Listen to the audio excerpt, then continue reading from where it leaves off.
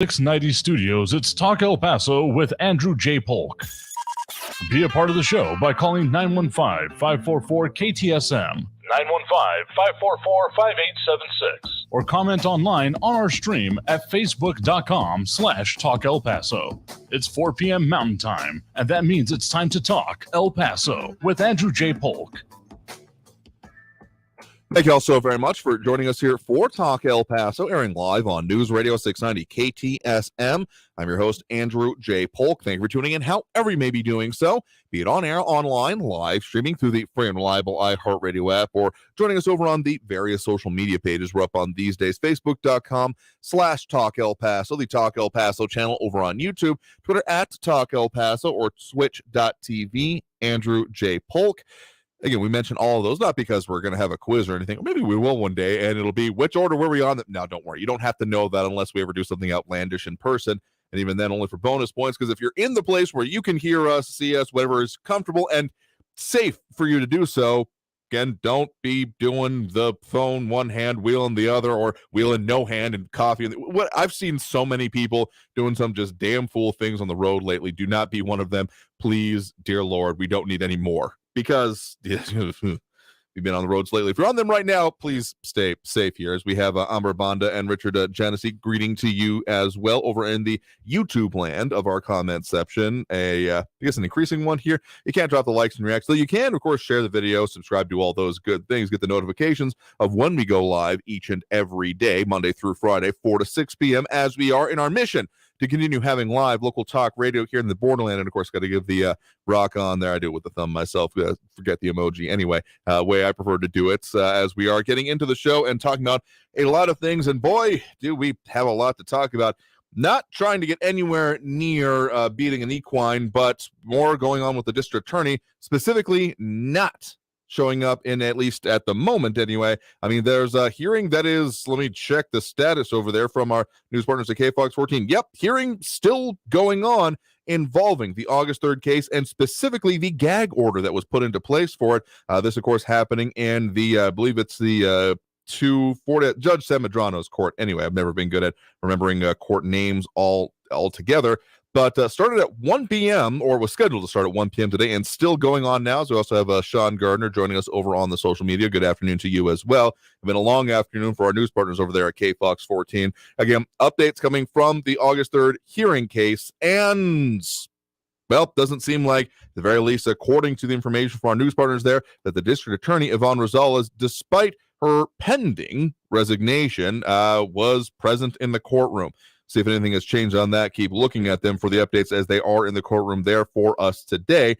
But, yeah, complicated to say the least here, and at least one more hearing has now been set, a show cause hearing for tomorrow at 1 p.m. So, spoiler alerts, it's not done. But that's just one of the things we're talking about here. Also, a little bit more clarity on, well, the larger priorities. We're still going to be talking with our local state delegation for the upcoming state legislative session, that mad dash starting a little bit early in January, to get all of the legal business, or the law passing business, better way to put it, for the next 2 years done in about half a year. Yeah, it's already at a fever pitch. If you're not paying attention to it, it just means that you're not involved in it at this point. If you don't notice it, oh, trust me, it's happening right now. And among other things, a little bit more clarity on some of the larger things. Like I said, still going to be talking with our local state delegation on what their priorities, the things that they're going to be working on, and even some discussion on that today.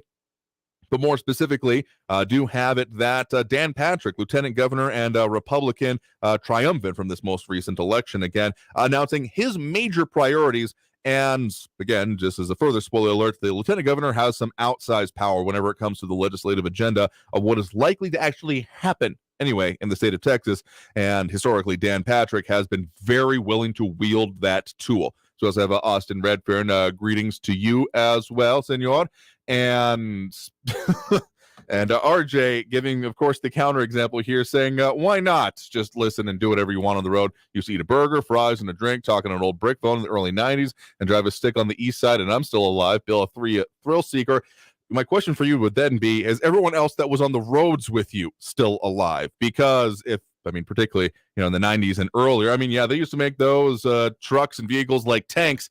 and maybe not notice if you ran over someone. I'm just saying. So, yeah, just don't. Please don't. 2 hands on the wheel and keep your eyes on the road. Please, dear Lord. Anyway, so a lot of stuff to talk about today. And of course, checking in with our news partners there at KFOX 14 on some of the big stories and in-depth reporting going on in our region, including more than a couple of things involving that major topic of, well, what is going on with that ongoing hearing? Again, looking at the video right now, you can see it over from our news partners there at KFOX 14. If you want to see a new witness on the stand there, going through an interpreter, I think they're still talking with members of the family that were subject to that, I'm just going to call it kind of wild email that got sent around, and continue to come up here. RJ saying he ignores the bump, so I don't think that bodes well for anyone else on the roads there. But yeah, that kind of wild situation involving the Hoffman-Roth family, and that email purporting to be from one of the family members of the victims of August 3rd. And actually, previous guest on the show, I do believe, if I was listening to the voice correctly, camera wasn't pointed at him, but it sounded like Justin B. Underwood involving him in that case and doing some of the questioning there. So yeah, there's a lot to be said there. And again, Jennifer Cuevas over from our news partners there at KFOX 14 in the courtroom right now, giving some updates coming out of it. And previously on the stand was Thomas Hoffman, son of one of the shooting victims, providing his testimony on the audio recordings in question about you got to pick a point at a certain level to try and break down what has happened within this case. Specifically, we're talking about here that potential violation of the gag order involving some current and or former judges in the region, such as Vintage. It would take a dissertation at this point to try and break down all that has happened in this, and I hope that someone eventually will, because trying to bag a cat's territory easily of trying to herd this and keep it straight. As we also have John Brazelton and Eric von Holstein-Rathlow chiming in. John Brazelton saying on the delegation part of it, the El Paso delegation knows how to suck money from the state, if nothing else.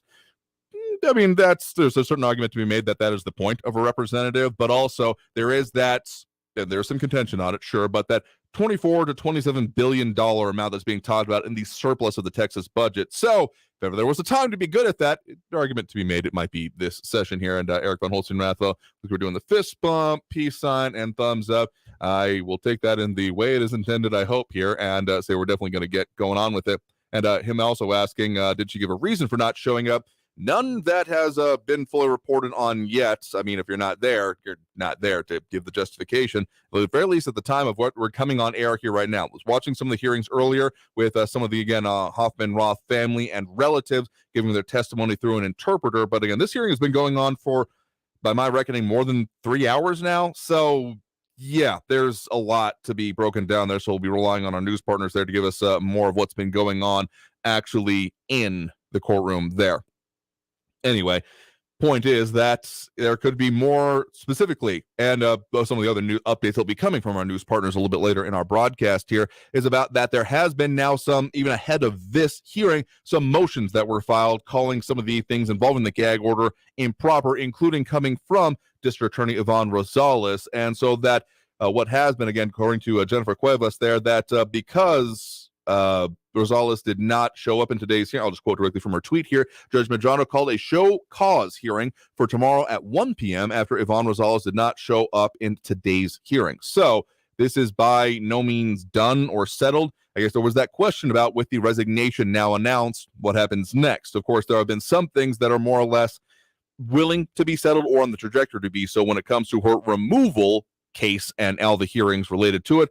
But technically, this was separate. This was involving the conduct of the district attorney herself. So if thinking that a resignation would get out of the way of that, that wouldn't have been my take on it here, as was been said previously on this program by some commentators.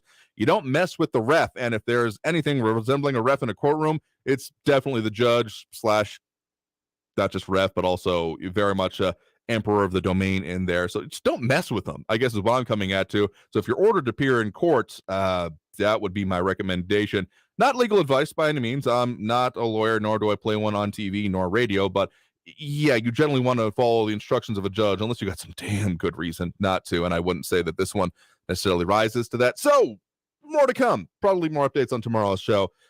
Stay tuned in any case here. And that's going to take us through that first break of this hour right now. As I said, a lot to talk about here today, including more on the Texas legislative session, 21 priorities unveiled by Texas Lieutenant Governor Dan Patrick of what he wants to see happen out of this session, and therefore is more likely to bubble to the top and actually end up happening amongst the very many hundreds, I could probably fairly say thousands of bills, priorities, etc., that are going on there. Yeah, Eric von Holstein-Rathel putting it very succinctly in a way that I'm not going to tempt the FCC gods by repeating here, but let's just say don't tick off the judge is a fair approximation. Let me know if they don't think that one's fair. Anyway, coming out of this break, more talk about that, but also talking about some of the other circumstances surrounding the district attorney and also the in-depth reporting situation and big stories in our region with our news partners there at KFOX 14, checking in with Estefania Seifert, investigative reporter with the same. So that's our first break for this hour. You are, of course, tuned into Talk El Paso, airing live here on News Radio 690 KTSM. I am your host, and we'll be doing a whole lot more. I get the seal of approval, I think, there from Eric. Appreciate it. But back after this break with more Talk El Paso. Don't go anywhere.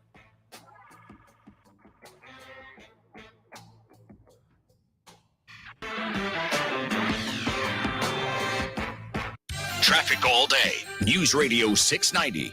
Seen a lot of stop and go on the 54 southbound from Stan Roberts down to Trans Mountain. It's a 30-minute delay. Slow traffic on Montana Avenue in both directions from the 10 Gateway out to Desert Meadows with 12-minute delays. An injury accident, Stanton, just south of Schuster Avenue at Crosby. And an injury accident, Trowbridge and North Clark Drive. Kerry Edwards, El Paso traffic. This report is sponsored by Staples Stores. Staples has you covered for all your custom printing, just in time for the holidays. And right now at Staples, you can save 60% on custom holiday cards and invitations. In-store and online offer ends 12/3. Exclusions and restrictions apply. Explore more at Staples, the working and learning store.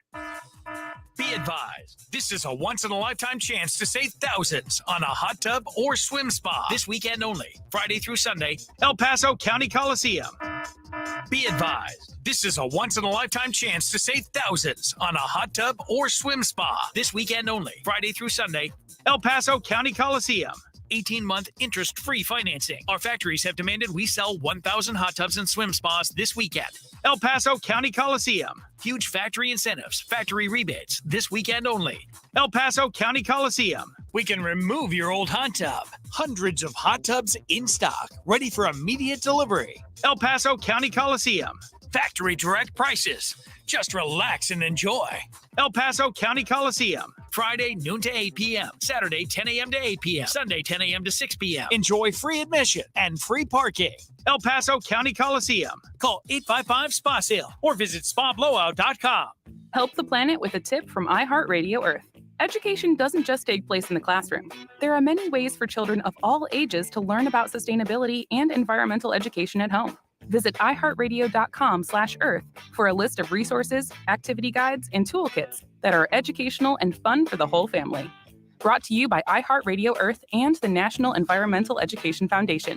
To find more tips for smarter, sustainable living, or to take action in your own community, go to iHeartRadio.com/Earth. Lisa Booth here for Bishop Gold Group. So just when you think the stock market's recovering and everything's going back to normal, well, here comes another downturn.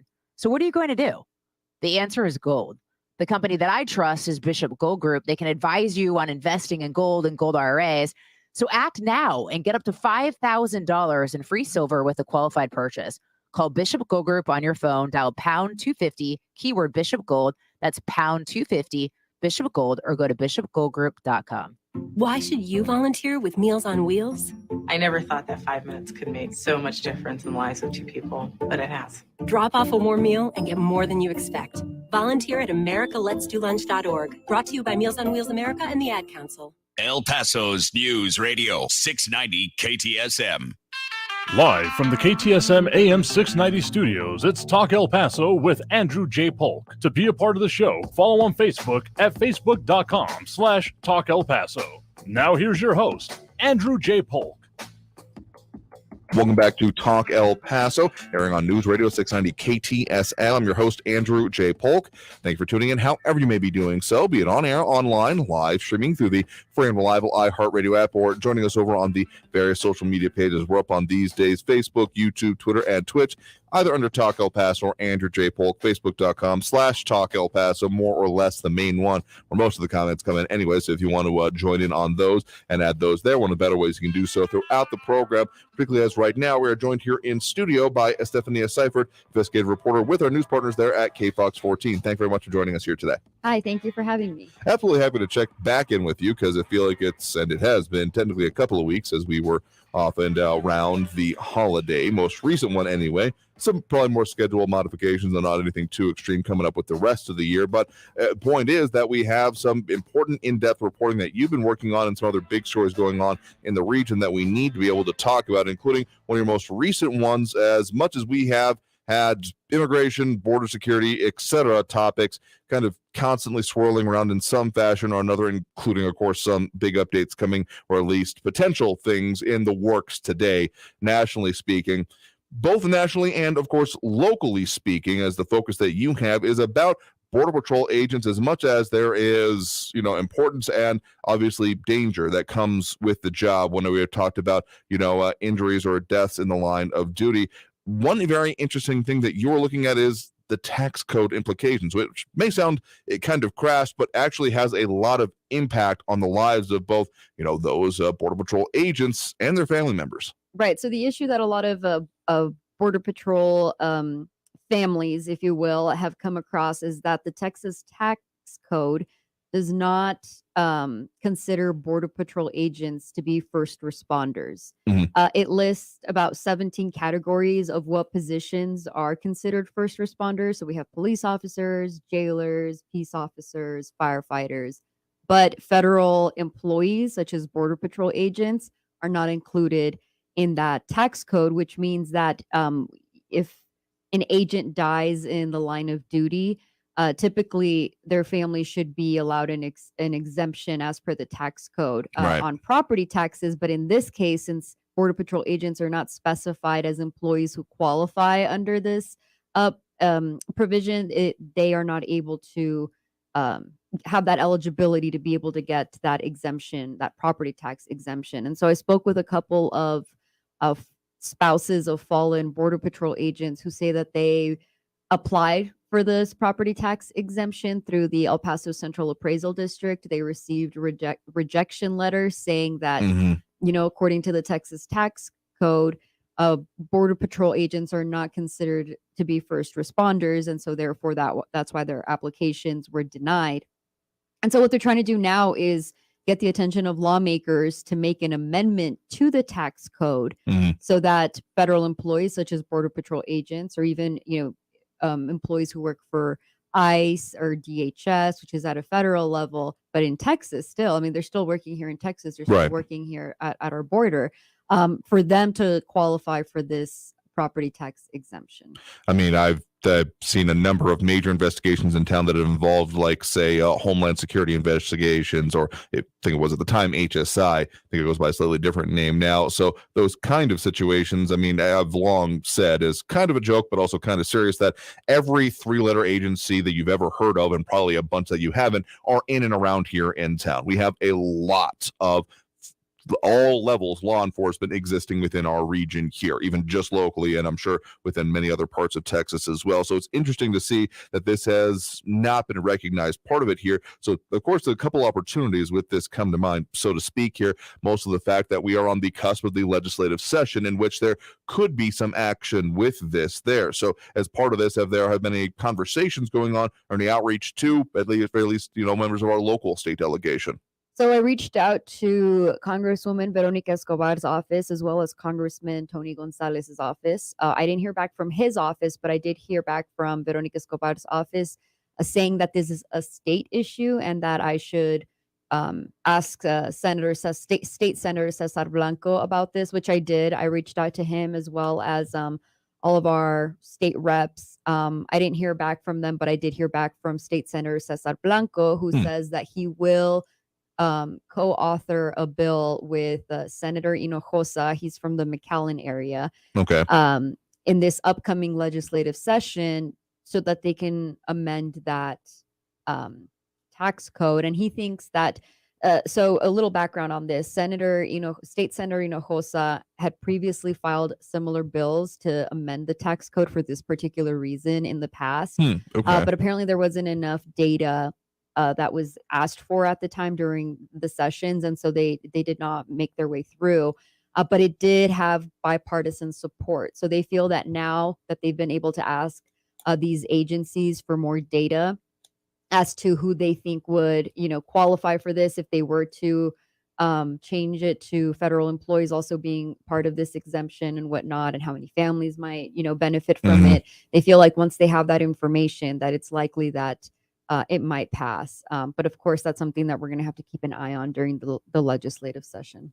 Have the many priorities that we're going to be keeping our eye on here. So just to talk further about what's at stake here, I mean, tax implications, sure, but the way that it works for these, I mean, many people, particularly in this audience, might be familiar with the homestead tax exemption, the way that it, freezes rates and those kind of things. But it's basically that to another level whenever it comes to the specific benefits we're talking about here, right? Yeah. So in the cases of the women that I spoke with, their husbands, they were Border Patrol agents, and they were, I guess the head of the household, you know what I mean? The breadwinners. And so when they died in the line of duty, they didn't really have time to grieve, because immediately it was, having to worry about, the mortgage, having to worry about, taxes now. And so they had heard about this exemption, which is offered to families of first responders who have died in the line of duty. And so when they tried to apply is when they realized that Border Patrol agents aren't included in that tax code. And so they were very upset about that, because even on their identifications, after this story ran, I had Border Patrol agents tell me our IDs, our work IDs, say first responder at the bottom of them. And one of the wives was explaining to me that even the Border Patrol badge has a line which is supposed to signify that they're first responders. So yeah, for them, this is something that is extremely important to them, because they're trying to stay afloat financially. But yeah, it's an aid that, as State Senator Cesar Blanco said, is something that for their sacrifice they should be entitled to. And so for them to have to be fighting for it, he understands how families are feeling. Again, if you're just joining us, guest right now is Estefania Seifert, investigative reporter with our news partners there at KFOX 14. You want to find out anything more about her reporting these stories or any of the past or upcoming ones, find it over at kfoxtv.com and click on the KFOX 14 Investigates tab. So, of course, you do have another one that is coming up as of today, right? Yeah, so tonight, this is following a series of stories that I've done regarding the increase of just overdoses and substance abuse that a lot of local agencies are reporting that they're seeing here in El Paso, but also in Las Cruces and in Juarez, and in overall the borderland region. And I spoke with a recovered addict who gave his story, what he went through, how difficult it was for him to get help, and just walked us through that process in hopes of, maybe family members who have someone who is dealing with substance abuse, or someone who's dealing with it themselves, could understand or know what resources, were available to help. And so along with that, I also spoke with staff at a program that is relatively new here in El Paso, and it's funded out of San Antonio. And it's to look into collecting data on substance abuse and overdoses in the borderland. And the reason that they're trying to do this is because there's really not a baseline or a database to begin with, for people to know if they wanted statistics of, substance abuse in El Paso, how many cases are there? Well, really, the only way for them to know is based off of whatever information they get from places like Project Vida, from Aliviane, from Punto de Partida, these organizations that help people that are trying to, overcome addiction. And so they're trying to just streamline the information so that it's all in one source, so that it's all tracked the same way. Something that I've come across when I've looked into these stories is that the statistics are not, they're not the same in El Paso as they are in Las Cruces. As far as I maybe have statistics from 2016 to 2020, but then in one city it's just 2021 when they started tracking this, or it's the way it's kept, it's different. Same in Juarez, they track the types of substances that they've come across, not how many cases. And so they're just trying to be a little more cohesive with the information, because the issue of substance abuse and addiction goes beyond having to help someone maybe go through rehab. It's that a lot of times this snowballs into having to get them primary health care, then mental health care, for many people, housing. They've noticed in some of the preliminary data that there's also been illnesses that develop as after effects. And so that's also having to treat that. And they're trying to get ahead of the game, essentially. And that's what the story is about tonight. I mean, yeah, this follows definitely in the vein of, one of the previous ones we talked about for you about where do drugs seized in El Paso go, as well as what exactly is going on with, say, them having Narcan in the vehicles or not. So, and definitely understanding a situation is a very important part for combating and hopefully solving it as much as it can be. This obviously is an ongoing one and one that has been dealt with around the country. So El Paso is not unique in this aspect of having to deal with this here. So it's very interesting that you're talking about how there's been these disparate statistics and different ways that they're being kept here. And it's been kind of really piecemeal. Even some of the numbers that come out from the states. I know Governor Greg Abbott's office has been very focused on interdictions and those kind of things here. But even then, the way sometimes they put out the stats is about so many hundreds of thousands of lethal doses as opposed to, but okay, what does that mean in like absolute weight or level terms here? So it's been both politicized and sensationalized in a lot of ways, but there are very real people on the ground being affected by this. So kind of knowing exactly what we're dealing with numbers wise can be a very important thing, I'm sure. Right. And even as you mentioned, the terminology is different. Sometimes an overdose is referred to as a poisoning, depending on what information you're reading. And so, yeah, it can get confusing. And that's why the goal is this. Like I said, this is a very relatively new program. There's 5 of them. And the funding comes out of the University of Texas Health Science Center of San Antonio.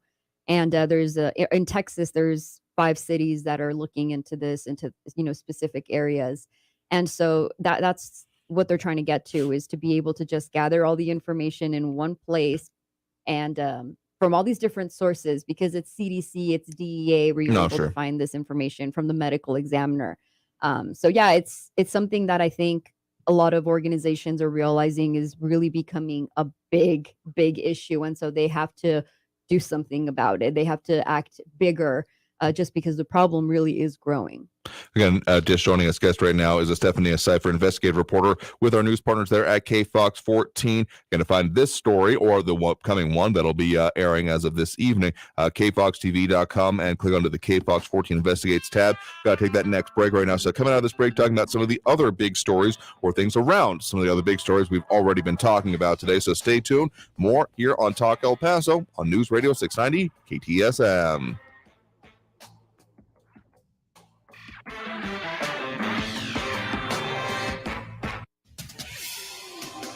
El Paso's News Radio 690 KTSM. Hello, I'm Erica Castillo with this KFOX 14 News Update. A status hearing for the August 3rd Walmart mass shooting case is now underway. Judge Sam Medrano set a gag order in July, which prohibits attorneys, parties, and witnesses from discussing the high-profile case to the public. The gag order was initially set after District Attorney Yvonne Rosales released a statement and spoke to the media about the case. Rosales' statement suggested that she's working to schedule the trial against alleged shooter Patrick Crucius for the summer of 2023 and was seeking the death penalty. Today's hearing is to determine if anyone has violated that gag order. Rosales, who Monday wrote a letter of resignation to the governor, claims the gag order was never set properly and has filed an emergency motion in an attempt to stop the hearing from happening. That didn't work. The defense team for the suspected Walmart shooter filed their response briefly after, and the hearing started at 1 this afternoon. Count on KFOX 14 to provide updates with the results of the hearing on air and online. I'm Erica Castillo with this KFOX 14 News Update. News Radio 690. Traffic all day. From the KFOX 14 Severe Weather Center, this is Chief Meteorologist Sandra Diaz. Our cold front has given way to a cooler day, and now that means a colder night with light winds as temperatures drop to the 30s for the borderland. The next couple of days do show temperatures warming, and by Friday, we should have our warmest day of the week with increasing winds ahead of our weekend rainmaker. Log on to kfoxtv.com for your latest forecast. This report is sponsored by Indeed.com. And the year on a hiring note. Indeed's end-to-end hiring solution makes it easy to attract, interview, and hire candidates. Sponsor a job and instantly receive a short list of quality candidates whose resumes on Indeed match your job description. Visit Indeed.com/credit. Sometimes life makes choices for us, so we need to make the most of the choices we do have. With annual enrollment starting October 15th, El Paso Health Plus is the local choice if you are covered by Medicare and Medicaid. Our local plan offers supplemental benefits like dental, transportation to medical appointments, great OTC benefits, vision, hearing, and much more. El Paso Health Plus also has programs designed to help keep you independent and healthy. So if you are covered by Medicare and Medicaid, El Paso Health Plus is the plan for you. Now is the time to enroll in a local Medicare Advantage plan, run by local people who live and work in El Paso. Enroll now with El Paso Health Plus if you are covered by Medicare and Medicaid. Call us at 833-742-3125 or visit us at ephmedicare.com. El Paso Health Plus, your local choice for Medicare and Medicaid. For the local issues and discussion you won't get anywhere else, turn to Talk El Paso, weekdays at 4 right here on News Radio 690 KTSM, brought to you in part by the El Paso Community Foundation. Sound off on what matters to you, Monday through Friday, 4 to 6 p.m., and let's talk El Paso. Staples is your one-stop destination for shipping supplies and services. And right now, get 50% off shipping boxes, mailers, or tubes when you buy 5 of the same item. Offer ends 12/31. Exclusions apply. Visit staplesconnect.com/shipping for details. Staples, the best-kept secret in shipping. This report is sponsored by Staples Stores. Is that a faucet running? That's not a faucet. That's a river rushing through the forest. Forest rivers provide over 100 million people with clean water to drink. What? I can't hear you because of the vacuum. That's not a vacuum. That's the trees in the forest cleaning up the air we breathe. I didn't know the trees were so amazing. Yep, and the forest gives us shade, trees to climb. That's awesome. Let's go explore some more. Visit the forest today and enjoy all it does just for you. To learn more about the forest and find one near you, go to discovertheforest.org. Brought to you by the U.S. Forest Service and the Ad Council. News Radio 690 KTSM. Live from the KTSM AM 690 studios, it's Talk El Paso with Andrew J. Polk. To be a part of the show, follow on Facebook at facebook.com/Talk El Paso. Now here's your host, Andrew J. Polk. Welcome back here to Talk El Paso, airing on News Radio 690 KTSM. I'm your host, Andrew J. Polk. Thank you for tuning in, however you may be doing so, be it on air, online, live streaming through the very reliable iHeartRadio app, or joining us over on the various social media pages we're up on these days. Facebook.com/Talk El Paso, the Talk El Paso channel over on YouTube, Twitter at Talk El Paso, or Twitch.tv, Andrew J. Polk. Really, whatever works out best for y'all is the right place for you to be as we continue our mission to have live local talk radio here in the borderland. Opening up those phone lines a little bit later as we usually do, but in the meantime, still joined here in studio by Estefania Seifert, investigative reporter with our news partners there at KFOX 14. Thanks for sticking around with us here today. Yes, thank you for having me. Absolutely happy to do so, because beyond your investigative reporting going on, a lot of important stories going on around here, including some, as we're recording this, expected updates or maybe of developing situations involving the district attorney's office. And so we've had, of course, many conversations on this program already this week about that situation, the bombshell of the resignation of the pending resignation of the current district attorney, Yvonne Rosales, and a couple of significant conversations that y'all have had on your era part of this here that directly relate to some of the conversation/speculation of what comes next. There's a level of uncertainty that still exists at this point in time, depending on which aspect of it that you're looking at. Again, with either the timeline, I mean, we do have that December 14th, 5 p.m. deadline set by Rosales herself here, though there might be some implications with Texas law about some like 8-day deadlines for action to be taken, that kind of thing. And then, of course, there is the whole idea of the replacement, that ball being entirely within Governor Greg Abbott's court. And so some of the names that we were kind of shortlisting as potentially being involved, not exactly necessarily going to be actually appointed here, but one of the names that, of course, comes to mind is the most recent opponent for Yvonne Rosales, and that, of course, James Montoya, who was an assistant district attorney at that point in time. And so y'all were able to speak with him yesterday about kind of his perspective, both on the evolving situation and what comes next. Yeah, so KFOX 14 anchor Robert Olguin interviewed James Montoya yesterday. And asked him for, his thoughts, his reaction to everything that's unfolding with the DA's office. And he says that, he said, I hate to say it, but I told you so, was his response. He says that he expected there to be a bit of turmoil once there were changes as soon as she took office, as far as, staff being let go, and Mm-hmm. he felt that there wasn't, or that she reportedly didn't have an appreciation for what the DA's office was doing, at least when he was assistant DA, and so he just talked about in the interview how he feels seeing this play out.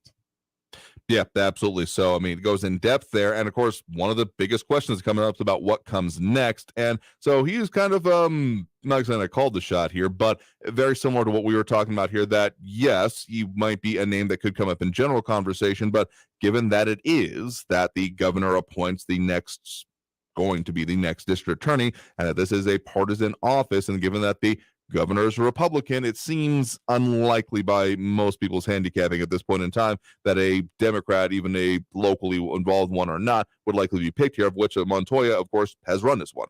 Right, and he says that he's a Democrat, so he doesn't exactly know how that would play out as far as the appointment goes. The next election for DA is supposed to be 2024, with whoever wins taking office in 2025. Montoya says that he is considering running for district attorney in 2024, but it's a conversation that he's still having with his family. So kind of evolving there, but kind of doubling down, if not maybe confirming some of the discussions we had a little bit earlier this week. And one other thing I wanted to bring up on this, again, pending any of the updates from today, is that some further analysis about impacts on cases, or I guess any further impacts on cases might be the right way to say it. Speaking with also previous guests on this program, UTEP professor of political science, Todd Curry, that, a couple of things come to mind there. A, how rare this kind of a situation is, not even just the resignation, but the lead up to it, including that I can't call it anything besides high drama trial. That was the potential thing. I mean, the removal of an elected official going to a trial is not something I can recall happening within my lifetime here in town. So that's one thing. And I'm not talking about like criminal charges. We've, of course, had those happen previously, but just as the removal efforts coming down to that is, I mean, that was going to be nigh unprecedented. And Benar actually doing the resignation is not exactly common either. Yeah, so that's something that Dr. Todd Curry was talking to us about yesterday with a reporter, Jonathan Mejia, specifically. He was saying that this is pretty unprecedented for El Paso. We probably won't see a situation like this ever play out in our lifetime.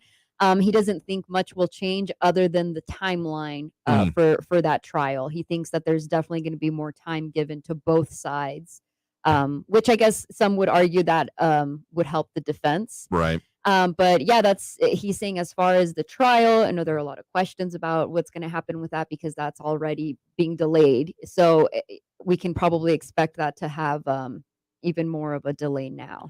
Yeah, and so that is one of the big questions, of course, kind of framing all of this has been the August 3rd trial with the indicted suspect in that case. And what would that be? I mean, I think that has been maybe one of the biggest heartache moments for a lot of people, at least calling into our show here, is about what is that going to do to this? Because any kind of mishandling, any kind of circumstances leading to, I personally thought that one of the worst outcomes could be of any kind of verdict being decided on technical grounds, of something happening because something was mishandled or not done correctly, as opposed to a full consideration of all of the evidence and the jury rendering a verdict. Something being like off on a technicality would be possibly one of the worst outcomes of this in my mind here, at least for the people of El Paso. So essentially in Dr. Curry's analysis, he sees this as not necessarily being in that realm of possibility, though of course a lot more will now fall in the preparation, as there's going to be a lot more needing to be done on whomever the new district attorney is going to be. Right. I mean, trials as it is are confusing sometimes and hard to keep up with as it is. And I think this one in particular has been so drawn out and has had so many unprecedented events, if you will. And I think, for anyone who's trying to keep up with this trial, for viewers or for listeners, it's something that you really do have to be checking in on every day, because there are developments just happening so quickly. Filings, etc. Exactly. And so I understand how this could get a little confusing for people, but I mean, that's why we try to get a little bit more of an idea from a political science professor, as someone who's very knowledgeable with the criminal justice system, with how court works, and even how judges and whatnot. And so I think that gives us a little bit of an insight of what we can expect. But of course, it's something we're going to have to just wait to see play out. And one of the specific points he makes here, again, what he was saying here is that he does not expect this to have an impact on some of these ongoing cases, specifically since the federal case is also still moving forward. So I know that has been more than a level of consternation for some in the community. So wanted to make sure that that point was made clear from Dr. Curry's analysis here. But of course, we got a lot more big stories that are going to be coming up, as ones that you both teased of coming up for next week's, as well as tonight, as well as more stories that are always going to be developed here. So as always, if people want to get a hold of you, want to add their 2 cents or suggest something, what's the best way for them to reach out to you? So through social media works, as well as through email, EYSEYFFERT@kfoxtv.com. And we'll post up some of those links and addresses here in a bit. But otherwise, again, been visiting right now with Estefania Seifert, investigative reporter with our news partners there at KFOX 14. Oh, one other story I want to make sure we mention here, because we talked a lot of very, very heavy subjects today, and one that is slightly on the lighter side is that El Paso, or at least Fort Bliss, will be getting an interesting bit of focus with the upcoming Army-Navy game. Yes, so the uniforms, they're going to have some familiar badges, if you will, from the 1st Armored Division, old Ironsides, Iron Soldiers, all those mottos you'll see displayed. And I think that's pretty cool, because it's something that anytime we see anything that's El Paso related, we see this is something that's always said, that El Paso is Fort Bliss and Fort Bliss is El Paso. So anytime we see that on a national stage, that's always very exciting for the community. Yep, the very recognizable 1st Armored Division, the 3-color triangle badge on the side of the helmet here, old Ironsides on the front of the jerseys there. So again, as much as go Army, beat Navy is a phrase that gets said around here a lot, a particular amount of attention will be paid to that one this year. So not all super serious this week, but a lot of stuff still impacting and important for the region here. So again, Estefania, thank you very much for stopping by and talking with us about some of these stories, some of these big things going on, some of the stuff that you all are working on here today. Of course, anytime. Thank you for having me. Absolutely happy to do so. And with that, we'll go ahead and take that next break now. And of course, also open up those phone lines, which we usually do at this point during the show. So if you want to get on the line, that number to do so is 915-544-5876, 915-544-KTSM. Back after this break with more Talk El Paso here on News Radio 690 KTSM.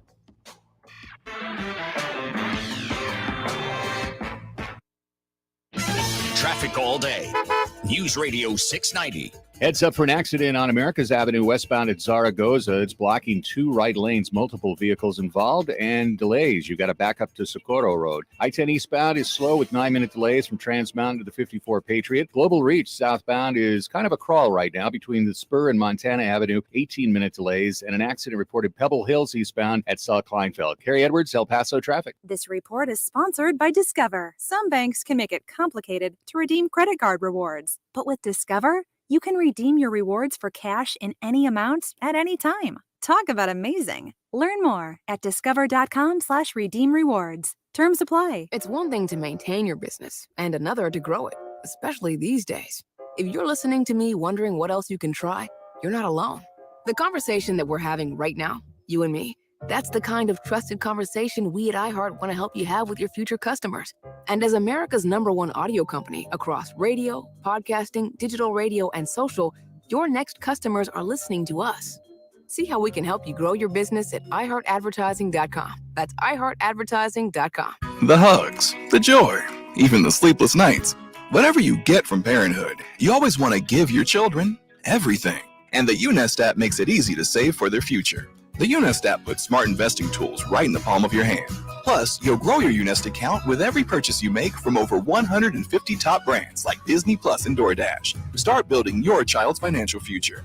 Download the UNest app from the App Store or Google Play. See terms and conditions at unest.co. That's UNEST.co. Be advised, this is a once-in-a-lifetime chance to save thousands on a hot tub or swim spa. This weekend only, Friday through Sunday, El Paso County Coliseum. Be advised, this is a once-in-a-lifetime chance to save thousands on a hot tub or swim spa. This weekend only, Friday through Sunday, El Paso County Coliseum. 18-month interest-free financing. Our factories have demanded we sell 1,000 hot tubs and swim spas this weekend. El Paso County Coliseum. Huge factory incentives, factory rebates, this weekend only. El Paso County Coliseum. We can remove your old hot tub. Hundreds of hot tubs in stock, ready for immediate delivery. El Paso County Coliseum. Factory direct prices. Just relax and enjoy. El Paso County Coliseum. Friday, noon to 8 p.m. Saturday, 10 a.m. to 8 p.m. Sunday, 10 a.m. to 6 p.m. Enjoy free admission and free parking. El Paso County Coliseum. Call 855-SPA-SALE or visit spablowout.com. The station you love? It's on the free iHeartRadio app. The artists you love? They're on the free iHeartRadio app too. The podcasts everyone's talking about? You guessed it, they're all here. Download the free iHeartRadio app for all your music, radio, and podcasts. Dell's Cyber Monday business event starts now with up to 50% off on select business PCs powered by 12th Gen Intel Core processors, plus savings on essential accessories and free shipping. Call a Dell Technologies advisor at 877-ASK-DELL. News Radio 690 KTSM El Paso. Live from the KTSM AM 690 studios, it's Talk El Paso with Andrew J. Polk. To be a part of the show, call 915-544-KTSM or follow on Facebook at facebook.com/Talk El Paso. Now here's your host, Andrew J. Polk. Thank you all so very much for joining us here for Talk El Paso, airing live on News Radio 690 KTSM. I'm your host, Andrew J. Polk. Thank you for tuning in, however you may be doing so. Be it on air, online, live streaming through the free and reliable iHeartRadio app, or joining us over on the various social media pages up on these days. And just when you thought it was safe to go back into the water, well, guess what season it still is, y'all.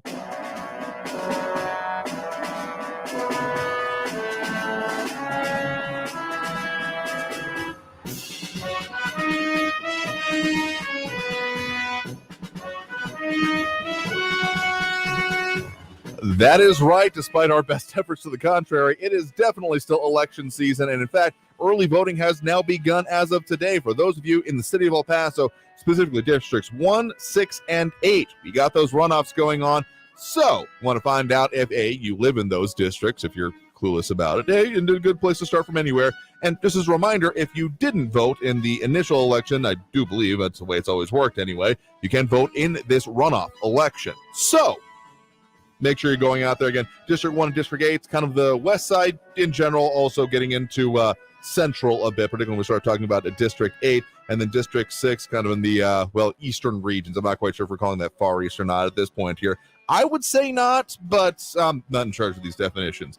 Anyway, point is that, yes, more elections going on. We got 3 of the city council seats up for grabs there.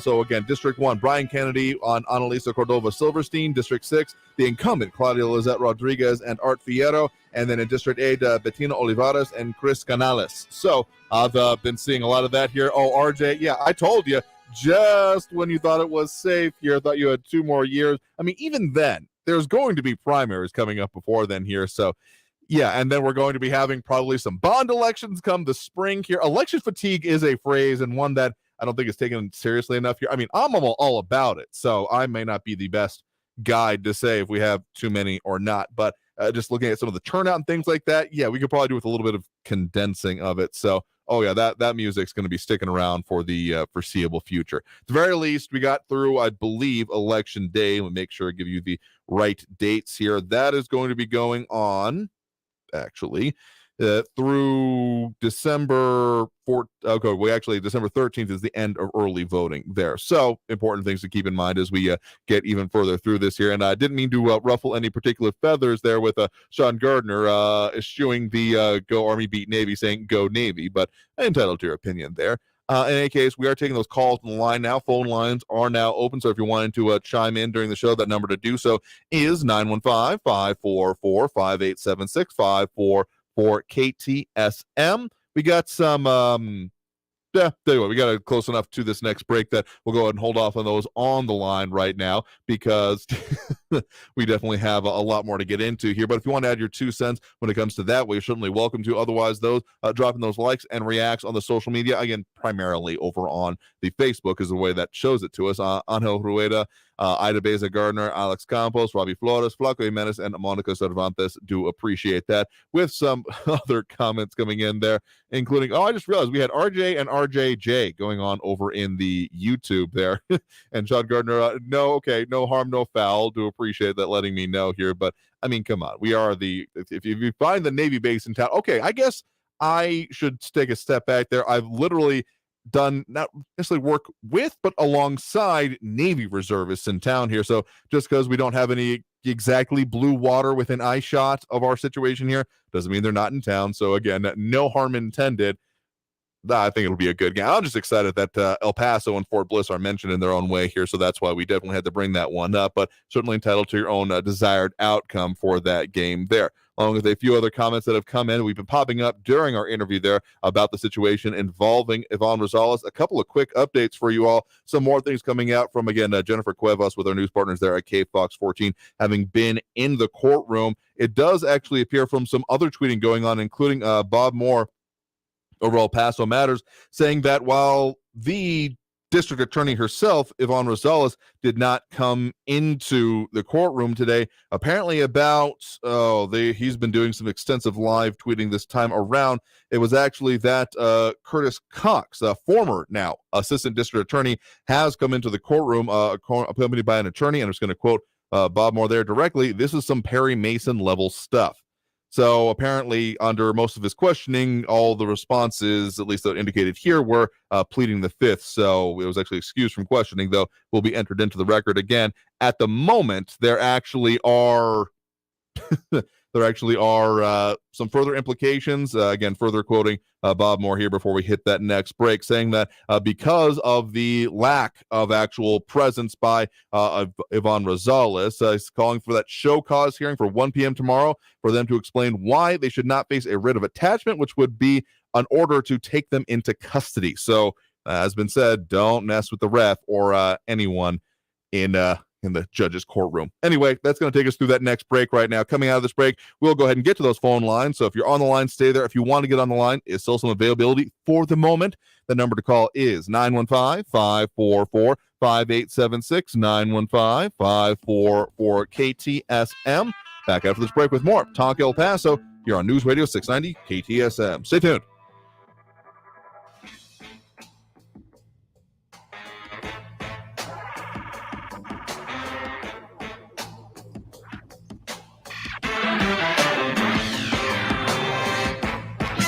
Traffic all day. News Radio 690.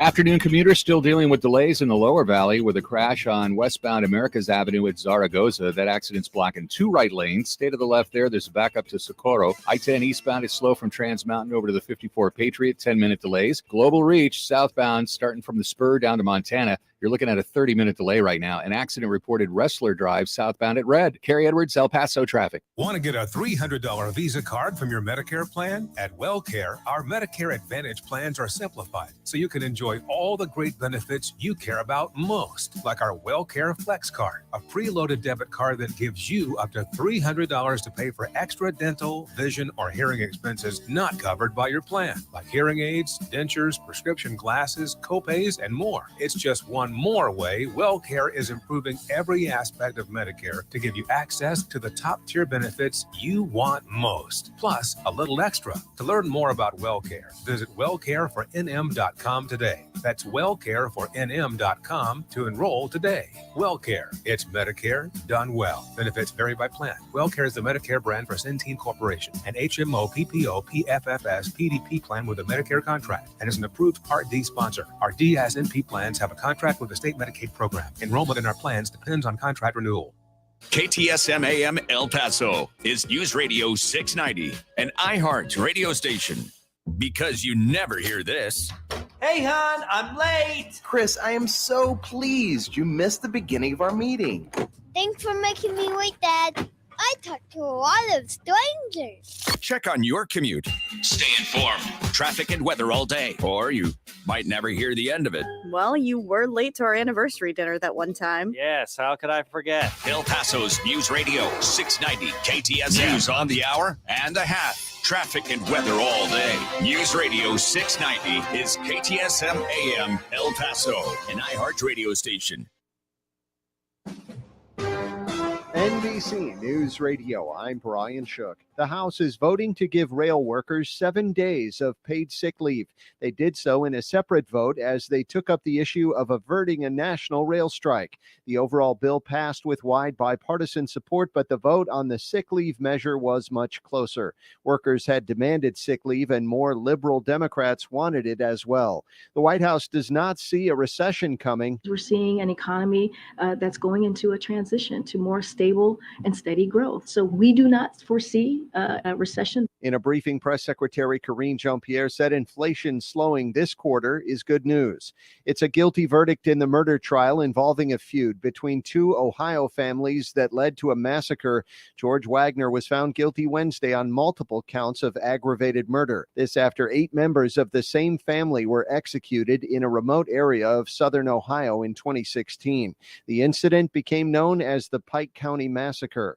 A group of Republican senators is pushing to end the COVID-19 vaccine mandate for the military. Republican Senators Rand Paul, Lindsey Graham, Rick Scott, and others said they won't vote for an annual defense spending bill unless there's a vote to end the vaccine mandate. Paul of Kentucky said the policy is forcing service members to choose between their medical autonomy and their career. Darrell Brooks Jr. is appealing his conviction in the Waukesha, Wisconsin Christmas parade case. Lisa Taylor reports. Brooks filed a notice of appeal Tuesday asking for help from the public defender's office. In his trial, Brooks defended himself. In his note, Brooks said he didn't want to cause controversy, but mentioned clear issues of the law and the legal facts in the case. The U.S. and France are highlighting their partnership on space exploration. You're listening to the latest from NBC News Radio. Mayor Eric Adams says New York City will soon open another relief center to serve asylum seekers arriving in the city. Paul DeCastro has more. On Tuesday, Adams announced the Stewart Hotel on 7th Avenue near West 31st Street will become the city's 4th relief center. The 600-room hotel will transition in the next couple of weeks from operating as a New York City Department of Social Services emergency shelter and will provide asylum seekers with a range of services. All families currently staying at the shelter will have the opportunity to stay at the hotel or move to a different shelter. Adams once again called for federal and state support to manage the crisis. Paul DeCastro reporting. 6 sailors are injured after a fire on the USS Abraham Lincoln aircraft carrier in California. The Navy says the injuries to the sailors are minor and all 6 are being treated on the ship. The fire started early in the morning while the Abraham Lincoln was 30 miles off the coast of San Diego, and the carrier is continuing operations. A new drug is showing promise in the fight against Alzheimer's. Sarah Lee Kessler reports. It's called lecanemab, and according to a study published in the New England Journal of Medicine, it's been shown effective in removing clumps of protein that build up in the brains of people with Alzheimer's disease. The researchers conducted a trial among nearly 1,800 volunteers with early-stage Alzheimer's. They found there was less cognitive decline in those who took the drug. The findings are being called a major breakthrough. Animal rights groups are suing to stop the black bear hunt in New Jersey. Governor Phil Murphy recently reversed his ban on the hunt, citing a spike in bear sightings and the risk to the public.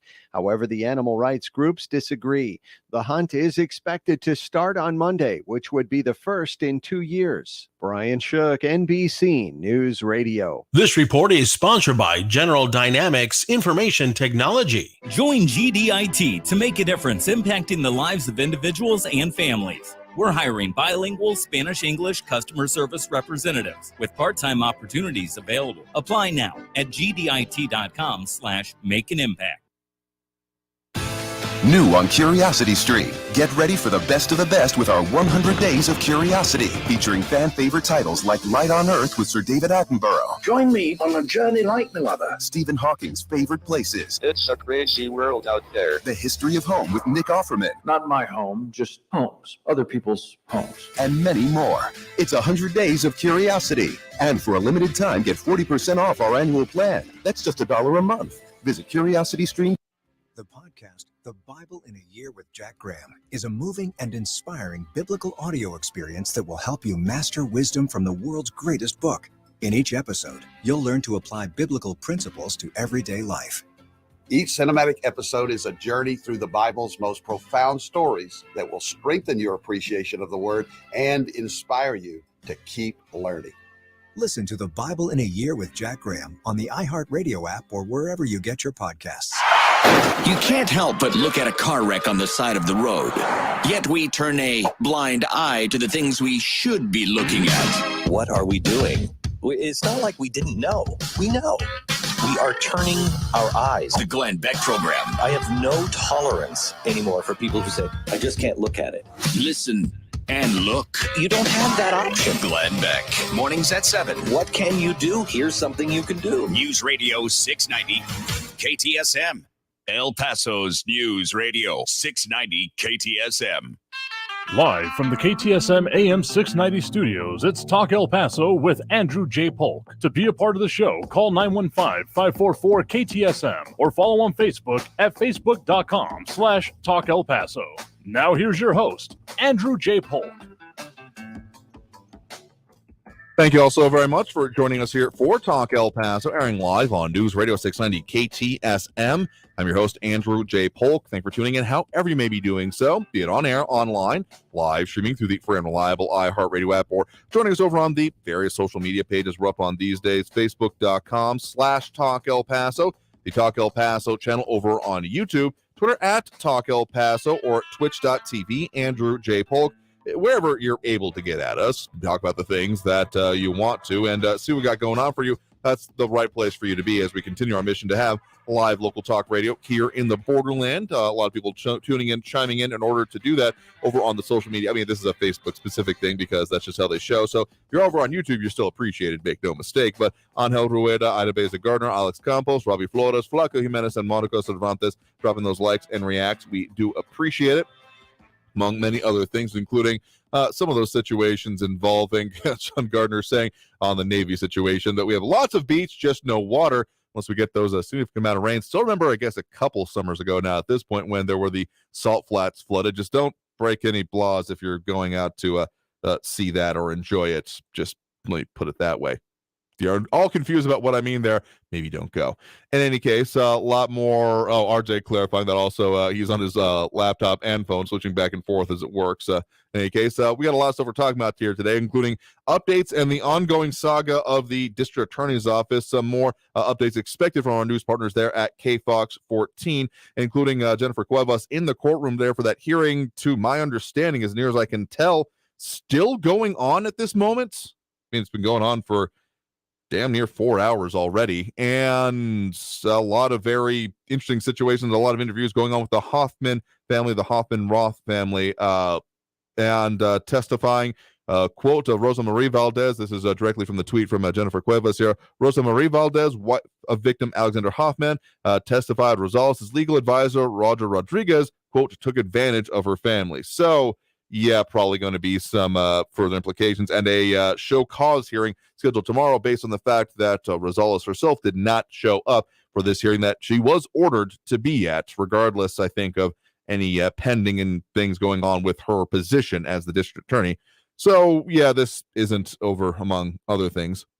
Any case, a lot more to talk about here today, including adding your 2 cents on the line if you're interested in doing so. Again, that number to call is 915-544-5876, 915-544-KTSM. One thing I want to mention before we get to those calls, though, is what is going on when it comes to, well, the upcoming legislative session. An interesting news conference happening a little bit earlier today in Austin, actually, with Lieutenant Governor Dan Patrick. The headline here from the Texas Tribune, Lieutenant Governor Dan Patrick prioritizes property tax relief, electric grid fixes, and border security for 2023 legislative session, among listing about 21 legislative priorities, including those, among others, for this next and upcoming legislative session, greatly accelerating towards that. So if you thought politics was done once we're through this runoff election, even, I gotta tell you, yeah, it's not gonna work out that well for you, because we're still gonna be talking about it.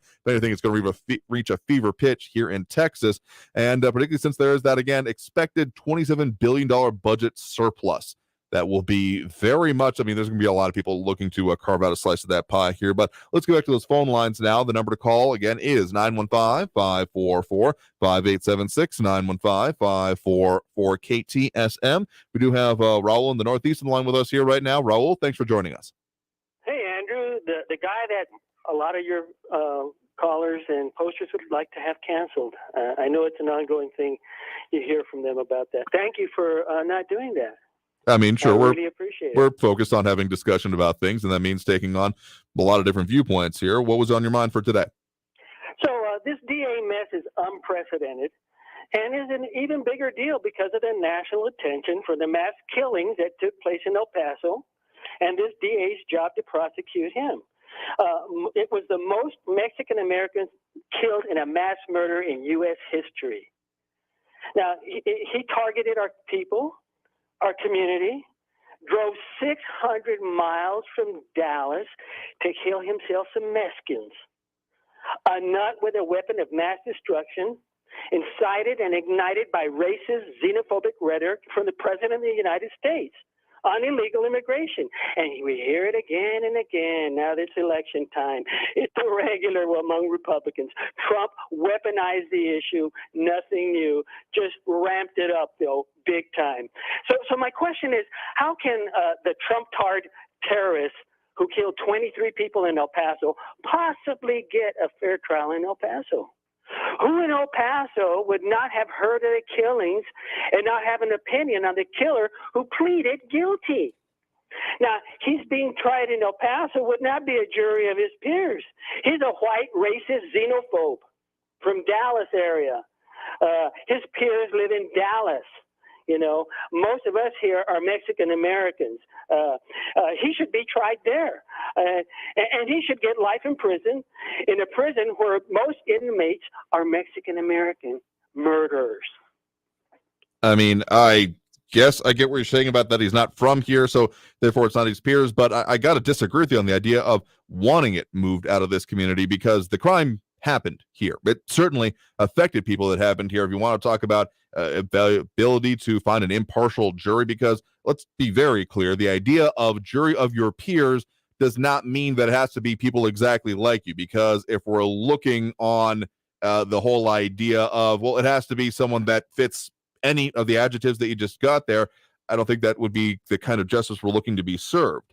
And so to say that, therefore, you know, the definition of peers is basically is not that. It's what I'm getting at here, because the idea of it having to fit exactly there, that would preclude other, I mean, going down that kind of line of thinking, other ethnicities, other genders even. So the point of the idea of peers in common law definition here is the idea of people within the same area, community, and part of it, so that it's not like being cherry picked something or other. I mean, there's a history behind that phrase, and so the point of it is that it's the common people, it's the people around and surrounded by where the jurisdiction of the court is being tried here. So if you're pushing for it or calling for it to be moved out of here, I gotta say I disagree with you on that, because again, the only thing that determines the ability of a jury to be seated or not is the availability of impartial jurors, or the availability of people able to dispassionately decide this. And so I guess maybe there is somewhat of an argument to be made that there hasn't been anyone in this community that has not been affected by this. But you ever seen the old movie 12 Angry Men comes to mind here, and the idea of there actually being the ability for people to, regardless of their own prejudices, regardless of their own inclinations on something, to be able to look at facts and make decisions. I personally am of the opinion that there is a lot of facts in this case that are very worthy of deciding here, but ultimately I want justice to be served, whatever the end may be, because if it's not, well, so the phrase comes to mind, a threat to injustice anywhere is a threat to justice everywhere. So I don't want to see this done anything besides correctly, and I currently do not believe that moving it out of this community would be right. Do you really want this to be moved out of this community? If we want to have an impartial jury, yes, absolutely. Again, it's not his peers. Everybody knows about it. I would think would have an opinion on it. His attorney should be looking for a change of venue. I mean, it's a no-brainer. for them.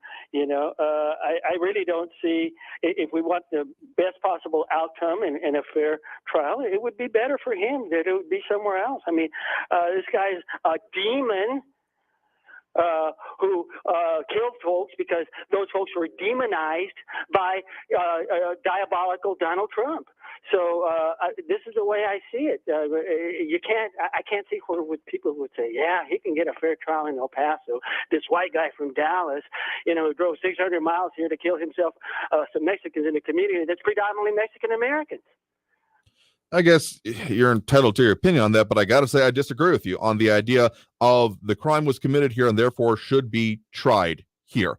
And I mean, I think that kind of rhetoric does do maybe some damage to the idea of being able to find an impartial jury. Let's just say there's a reason that on this program, we're going to be very careful in how we refer to this, including, among other things, we were talking about the indicted suspect in this case. That is the correct legal term for what has happened currently. And as much as some out there may be saying that we're worried about what can be proven in court, if you're not worried about what can be proven in court when it comes to a court case, and particularly a very serious one like this, that's been one of my major motivations for being concerned about this entire district attorney situation, is what the impact would have on this. I'm hoping that Todd Curry, previous guest on the show's analysis on this, will prove to be correct, because, again, anything besides a full, fair decision being made, any kind of technicality nature being an implication on this would just be not...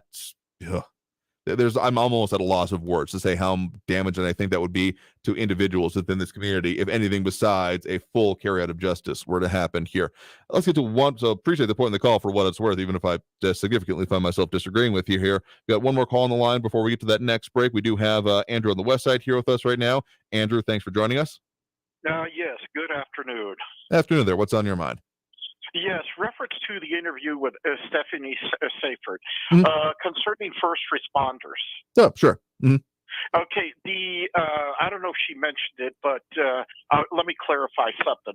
The definition of first responders, you would have to make an amendment to Section 615.003 Government Code, not the tax code, because the tax code specifically refers to that section. In other words, first responders as per 615.003 Government Code.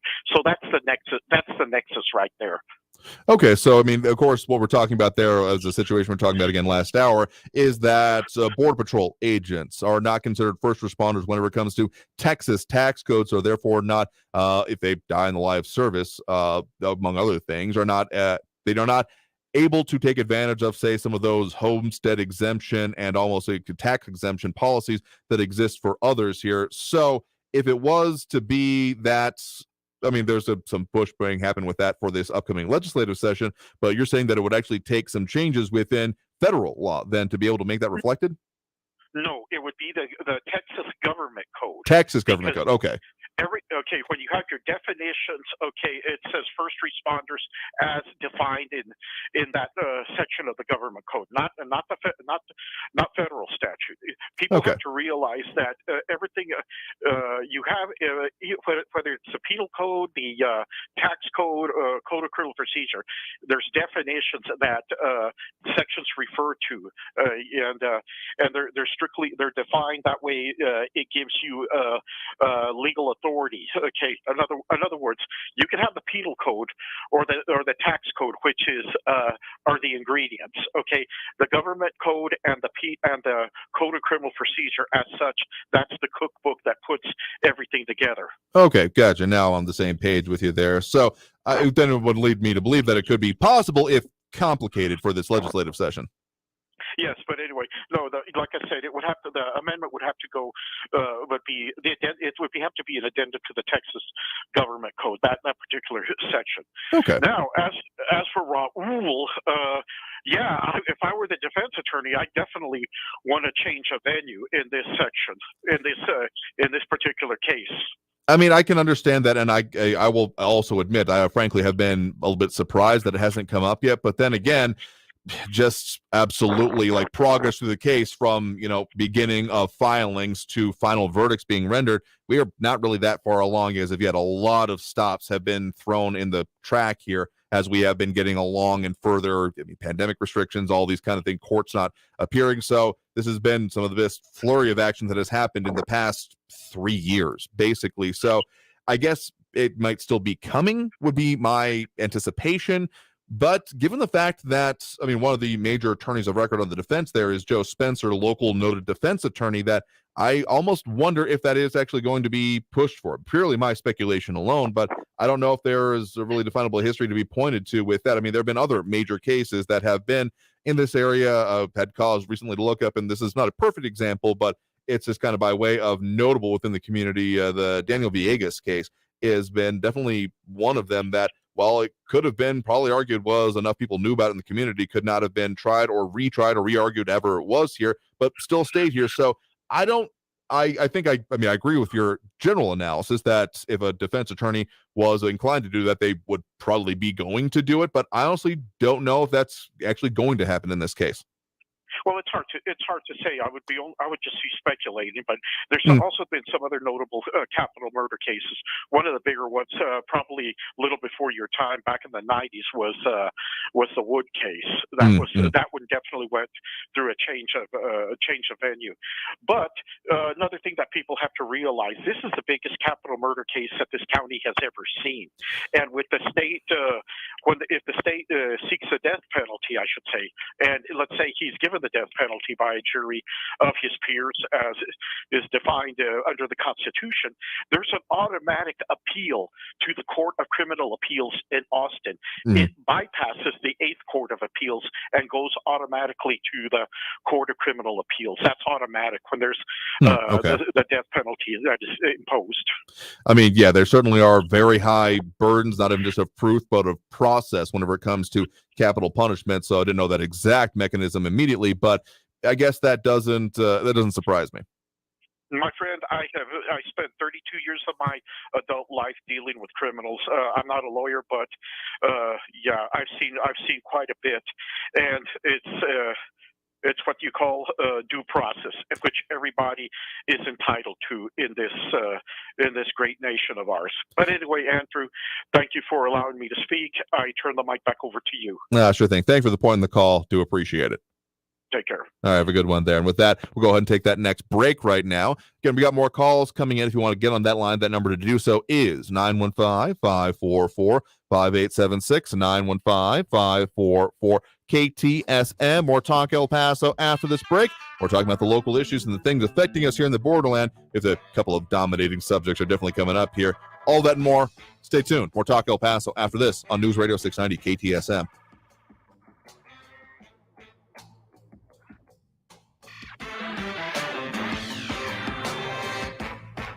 Traffic all day. News Radio 690. El Paso freeways are crash-free right now. Just a lot of slowing, like on the I-10 eastbound between Trans Mountain and the 54 Patriot, it's a 15-minute delay. On the Spur Liberty Expressway eastbound from the 54 Gateway to the Loop, it's a 10-minute delay. Montana Avenue slow both directions, 18-minute delays from the 10 Gateway to Desert Meadows. And there's a crash southbound George Dieter at Rojas. Carrie Edwards, El Paso traffic. This report is sponsored by General Dynamics Information Technology. Join GDIT to make a difference impacting the lives of individuals and families. We're hiring bilingual Spanish-English customer service representatives with part-time opportunities available. Apply now at gdit.com/make-an-impact. Be advised, this is a once-in-a-lifetime chance to save thousands on a hot tub or swim spa. This weekend only, Friday through Sunday, El Paso County Coliseum. Be advised, this is a once-in-a-lifetime chance to save thousands on a hot tub or swim spa. This weekend only, Friday through Sunday, El Paso County Coliseum. 18-month interest-free financing. Our factories have demanded we sell 1,000 hot tubs and swim spas this weekend. El Paso County Coliseum. Huge factory incentives, factory rebates, this weekend only. El Paso County Coliseum. We can remove your old hot tub. Hundreds of hot tubs in stock, ready for immediate delivery. El Paso County Coliseum. Factory direct prices. Just relax and enjoy. El Paso County Coliseum. Friday, noon to 8 p.m. Saturday, 10 a.m. to 8 p.m. Sunday, 10 a.m. to 6 p.m. Enjoy free admission and free parking. El Paso County Coliseum. Call 855-SPA-SALE or visit SpaBlowout.com. This is a special alert to all Americans who own a vehicle with less than 200,000 miles with an auto warranty about to expire or with no warranty coverage at all. Due to a decline in the economy, CarShield is announcing a low-cost month-to-month vehicle protection plan that is now available to the public to save any driver out-of-pocket expenses on future auto repairs. Call now to find out how you can pay almost nothing for covered auto repairs. Yes, you heard that correctly. Pay almost nothing for covered auto repairs. An open phone line has been established for all drivers to call for a free quick quote. Call 800-989-8906 now. Drivers who are covered will not have to pay for covered repairs again. This protection plan is at an all-time low. Additionally, drivers who activate this vehicle protection today will also receive free roadside assistance, free towing, and car rental options at no additional cost. Call us for your free quick quote today. 800-989-8906. That's 800-989-8906. What do you have to lose? Call 800-989-8906. Again, 800-989-8906. If you see something, why do you say something? I see safe for my friends. For my community. For everyone here. We all have something worth protecting, a why that unifies us. Report suspicious activity to local authorities. If you see something, say something. News Radio 690 KTSM. Live from the KTSM AM 690 studios, it's Talk El Paso with Andrew J. Polk. To be a part of the show, call 915-544-KTSM or follow on Facebook at facebook.com/Talk El Paso.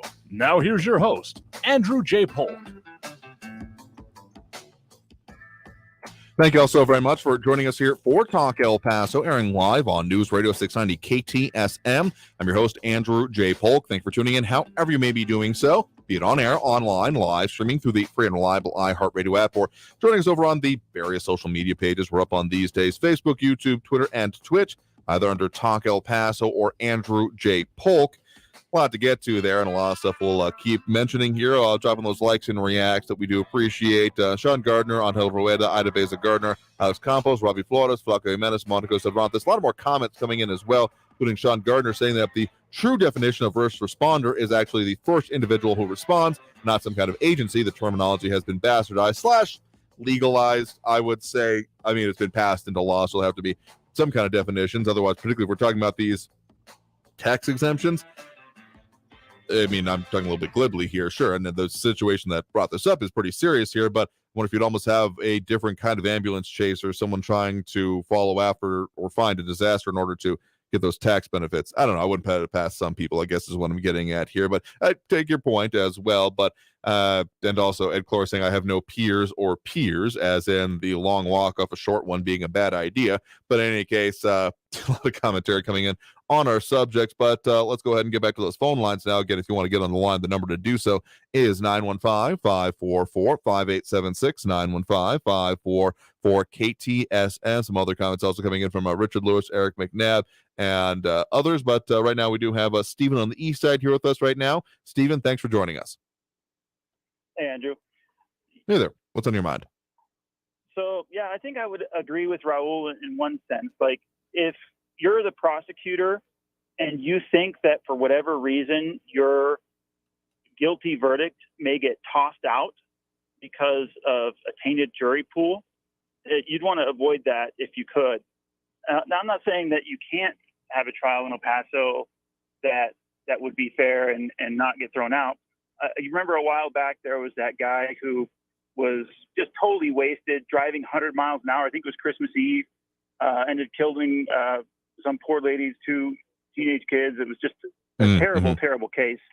That was a pretty well-known case around El Paso, and that was adjudicated here, and the guy was prosecuted. So it can be done, but I would say that if there were any chance of the verdict getting thrown out, then, and you wanted to avoid that, then you just do what you got to do to get the guilty verdict. If the guy is clearly guilty, which it seems like he is, then that should be done that way, even if it has to be done out of town.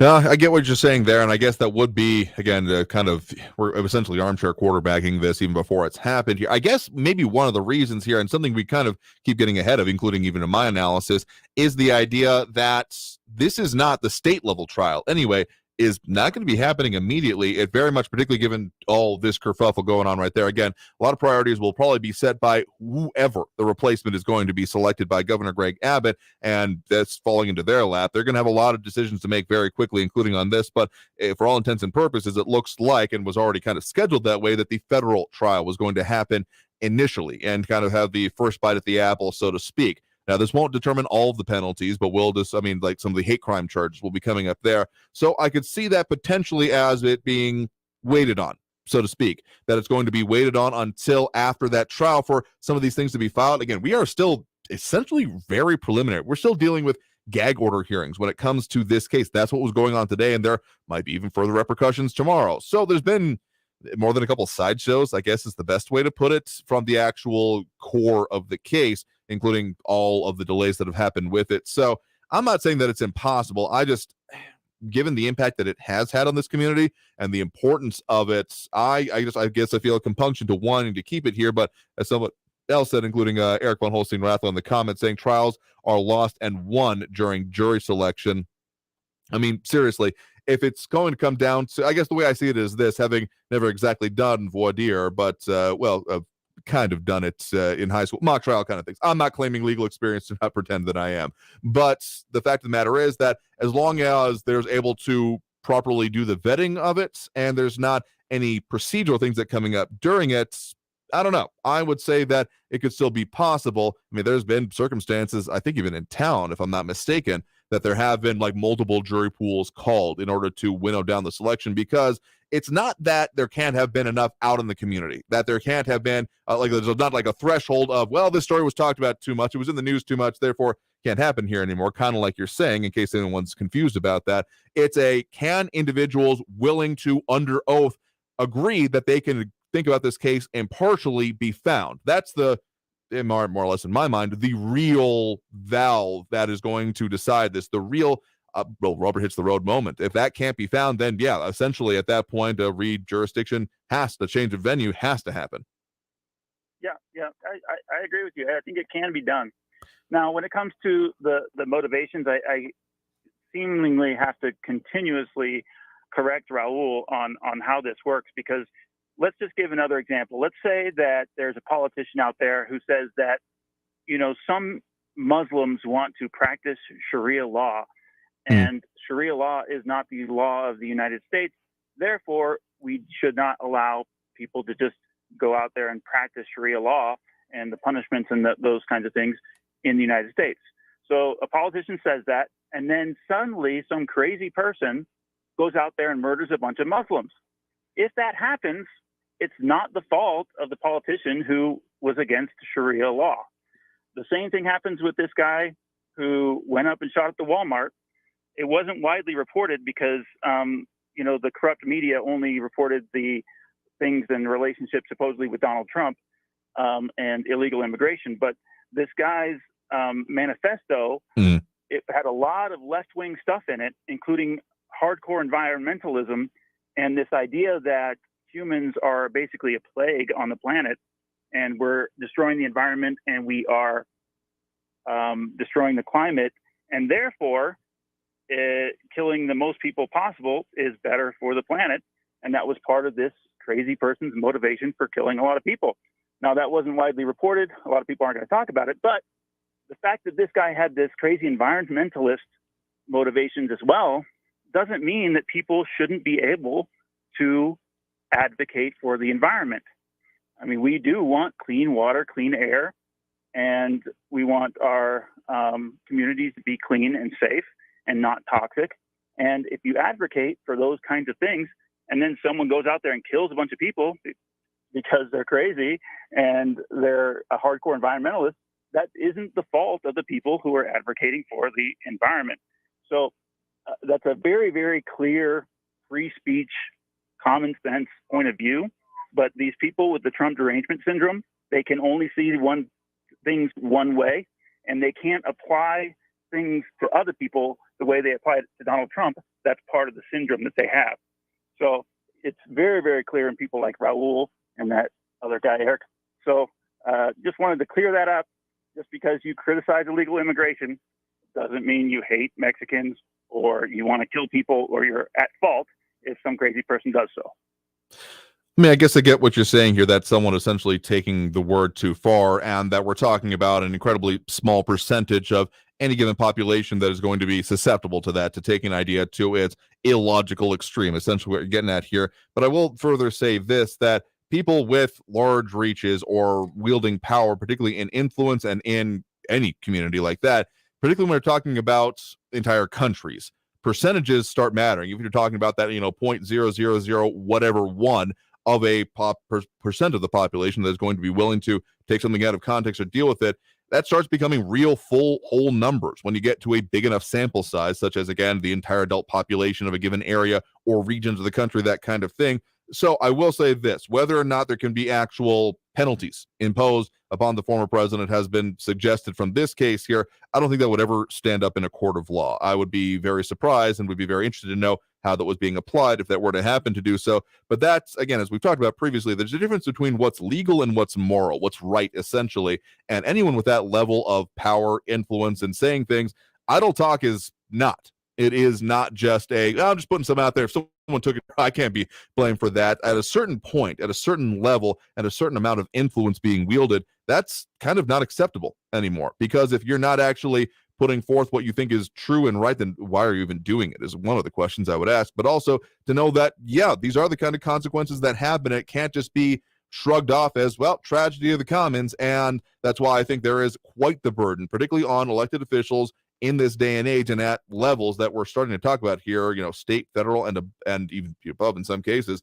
and the international way it's talked about, that it can't just be said to be idle, that the real implications of the factors, again, not talking about necessarily legal consequences, but morally, ethically, those have to be considered in my mind.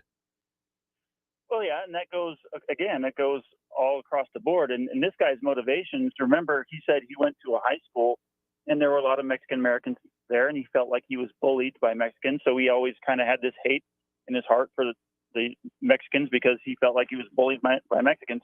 But also he came from kind of this home where he was ignored, and almost all the mass shooters come from problematic homes, single parent homes, parents maybe out of the picture, not involved in the child's lives. Almost all the mass shooters come from homes like that. But again, it comes across this political spectrum. So let's say there's this idea that humans are a plague on the planet and we are polluting the environment and we're destroying the climate.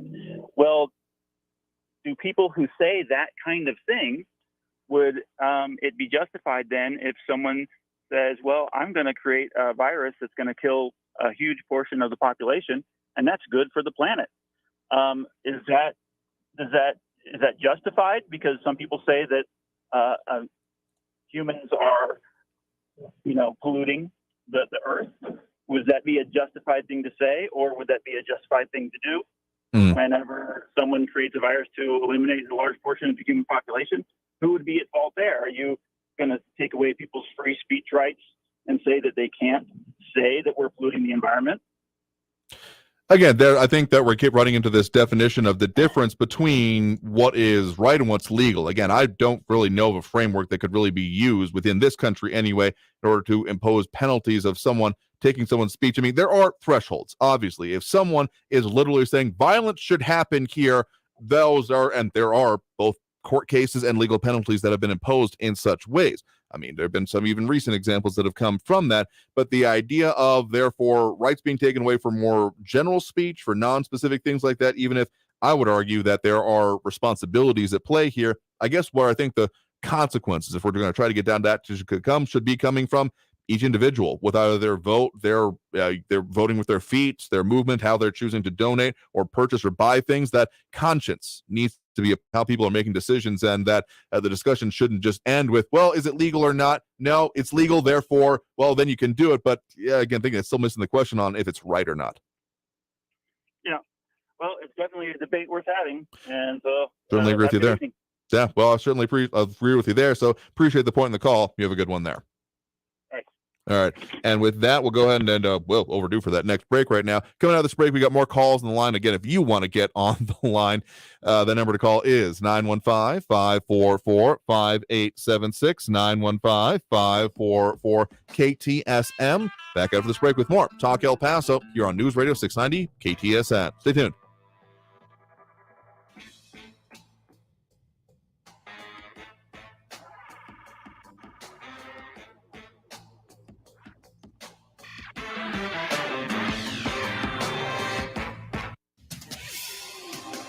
El Paso's News Radio 690 KTSM.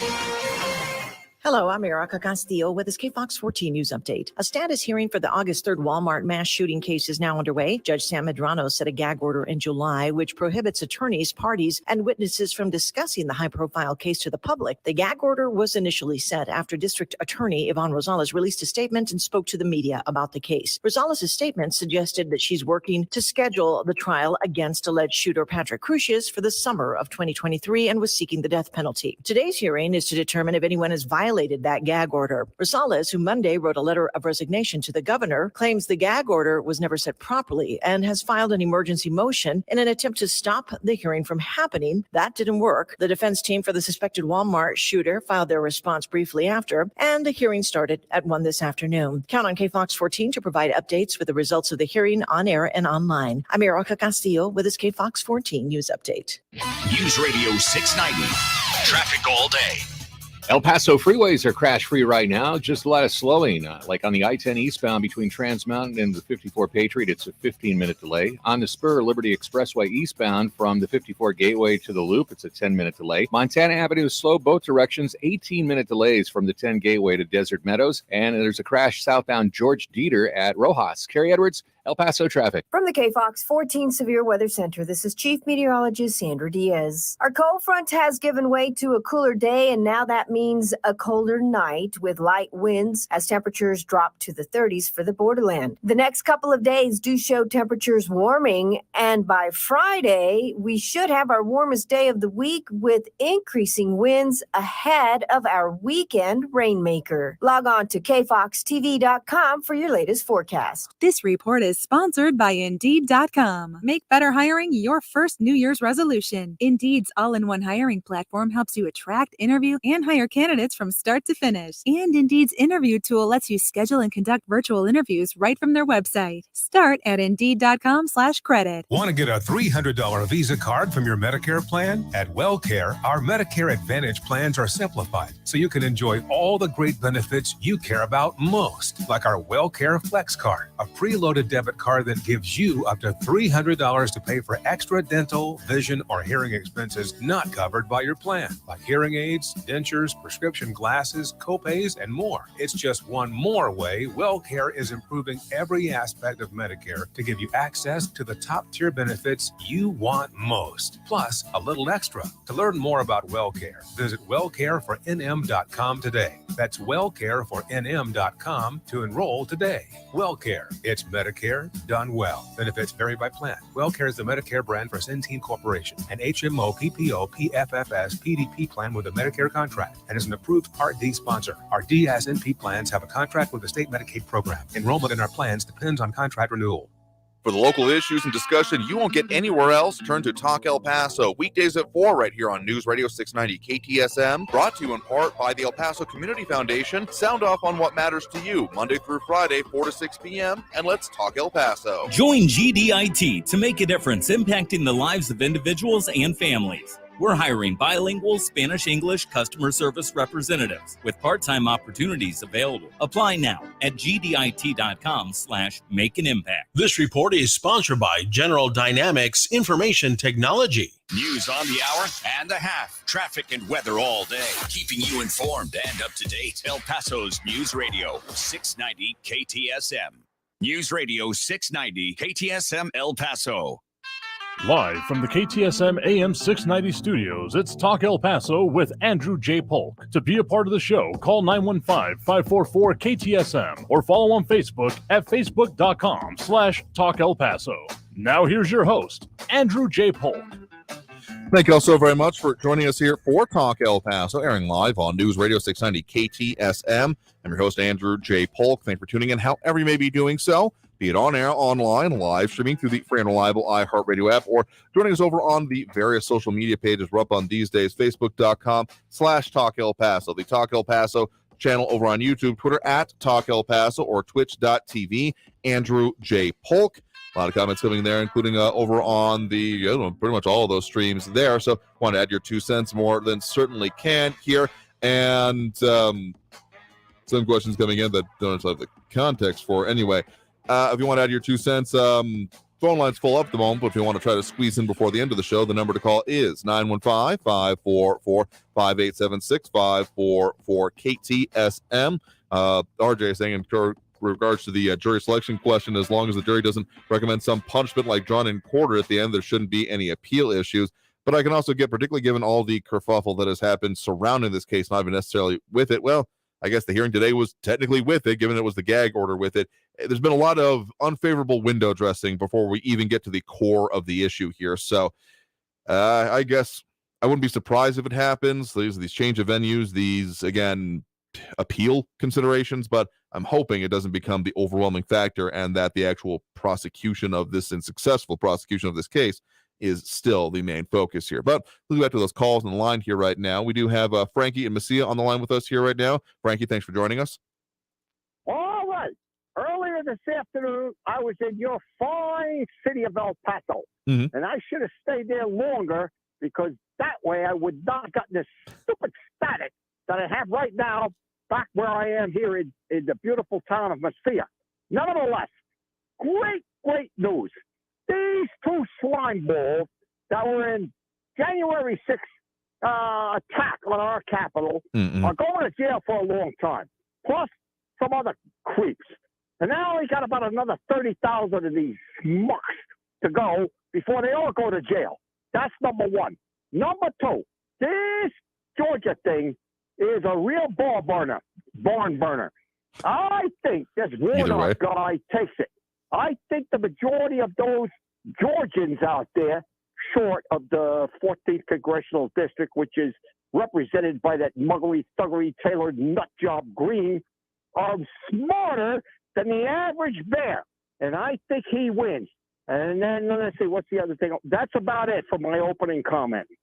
I mean, I get what you're saying there. And I mean, I guess I don't have a lot of justification for, if someone was at the Capitol and just thought that they were going to protest and make their voice heard, you know what? Sure, there's a lot of protests that I find myself agreeing with and disagreeing with, and don't find my opinion on it being the most significant factor by any means, by any way. But whenever it comes to committing a crime or being a part of one, whether intentional or not, whether realizing or actually breaking of it, but let's just say that someone strolling into, it's in any other circumstance where a riot has occurred, someone strolling into, say, a store that has been broken into, and someone saying, well, I was just wandering around, I didn't realize the crime had been committed. I'm just going to say that probably doesn't usually fly in court, to my understanding, but that also is just not a reasonable argument to be made there. So, was everyone there on January 6th actively malicious? Probably not. Don't think it quite bears out. But were a lot of people, particularly those entering the Capitol, very much in the wrong? Yeah, there's, again, not a whole lot of justification in my mind that can be given for it here. But the reason I will also comment on the whole Georgia situation, it's like deja vu all over again. I swear we just keep doing this with that damn state when it comes to these runoffs. And another reason I will actually bring this up as a partially local thing is that I've actually been getting texts from some of the local campaigns that were successful and are now pivoting to talking about funding that one, frankly, on both sides of the aisle. So that's going to be taking up a lot of gas in the political arena, particularly at the federal level, for until it's actually done with here. So that one's going to be happening. And the handicapping, literally putting it anything beyond about 50-50. They've got some, to my understanding, I don't paying the most attention to the Georgia race, except for what demands the attention, of course, is that they've got, the actual third-party candidate, the other guy who got about 2% of the vote, which was enough to make it so that neither of them got 50%, is ending up wielding some outside influence. I know he's wanted to have more forums and debates to essentially decide who he's going to put his support behind. So, I guess you're making your call, you're handicapping, and that's fine, but I don't think it's anywhere near that settled. At the very least, again, taking up a lot of air in the room. Well, I hear you on that. But let me just say this. There is absolutely zero justification for any genuine American citizen whatsoever to attack our institutions. That's flat out my statement right there. Now, I just want to say something. Number one, did Ben ever find out what Rex said? That's number one. And number two, I haven't heard anything from Barbara. Has anybody taken a welfare check and see if she's still alive? I mean, my goodness, she could be suffering somewhere. Is anybody out there looking out and find out what happened to Barbara? That's what I want to say. I do believe that, can't answer the first question. That'll have to be Ben that answers that. But Barbara has called in as of this week at the very least. So she's still alive and kicking as far as I'm aware. Well, that's good to hear. I know Barbara and I, we're kind of like loggerheads here, but that's good to hear that the old babe is still kicking. That's good. All right, you have a good one, Andrew. Appreciate it. You have a good one there as well. Appreciate the point in the call. All right. All right. And I think we can get in we can one more quick call here. We do have John on the east side with us here right now. John, thanks for joining us. Thanks, Andrew, for taking my call. It's been a great show, and for sure it's been entertaining. That's for sure. Appreciate that. I love the characters. It's almost like a sitcom. It really, really is, But anyway, a lot of good information, and the show has been really, really interesting. I just wanted to make a couple comments. With Raul, looking at, and it's not just him. I don't want to just single him out. There's a lot of people that look at life and look at every situation, like the caller that was right after him was talking about, these Trump deranged lenses that everybody sees so much context through, and it's like, oh my gosh. And to say that this guy, this Walmart shooter, was influenced by Donald Trump, okay, there may have been something he said, but like you were saying, some people take it to the extreme end, and it's ridiculous. But I think what, and then that one caller was talking about environmentalists and going on about that, and totally right. I totally agree with him. The one thing that is missed in this conversation is these politicians and people who advocate. They're so intense on talking about loss of life and all these things of this nature, but they fail to understand that they support politicians and people who advocate for the killing of tens and tens of millions of innocent babies. And they don't talk about that. And are they responsible for that blood on their hands? I mean, is it, can we go to that extreme as well to say that? I think it's only fair that we do say that. So when you're talking about, any loss of life, and the loss of life here in El Paso was tragic and just incomprehensible. But when you talk about the scale of unborn children that have been murdered throughout history, and politicians advocate for that, actually actively make it an issue in the elections and say, we need to have this pro-choice thing. And it's like, well, a woman should have the right to choose. And it's like, well, they never finish the sentence. A right to choose what? To kill their own babies. That's really what I want to talk about a little bit, and how that is related to what's going on today. And why aren't we talking about all that? Because these people that are so deranged in their point of view will never talk about that, because it doesn't fit their agenda. It doesn't fit their narrative. And to do so would contradict everything that they say. So I just want to know what your comment might be on something like that, Andrew. I mean, on the rhetoric in general, I think that, there's always going to be a subset, however size it may be, of the population that will take it not even just too far, but beyond imagination.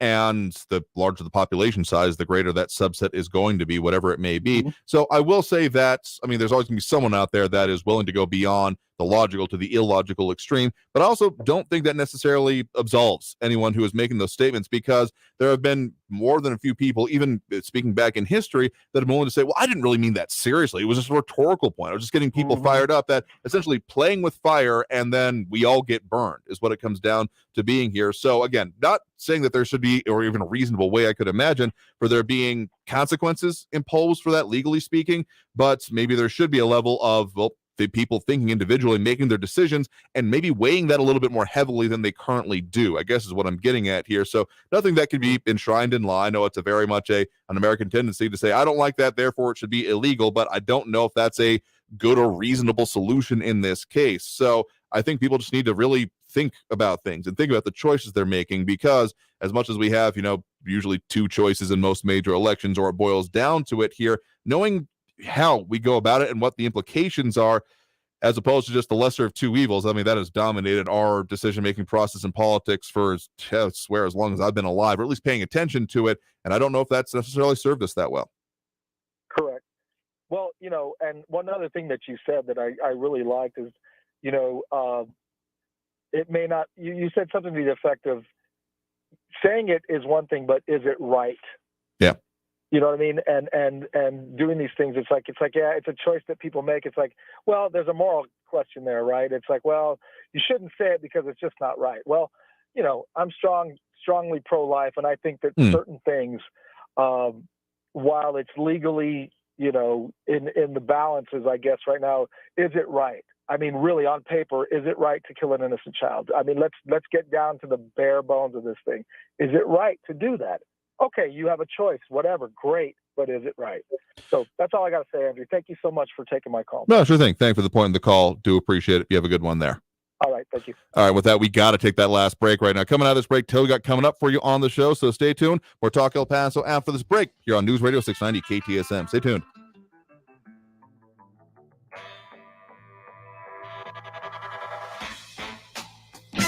Traffic all day.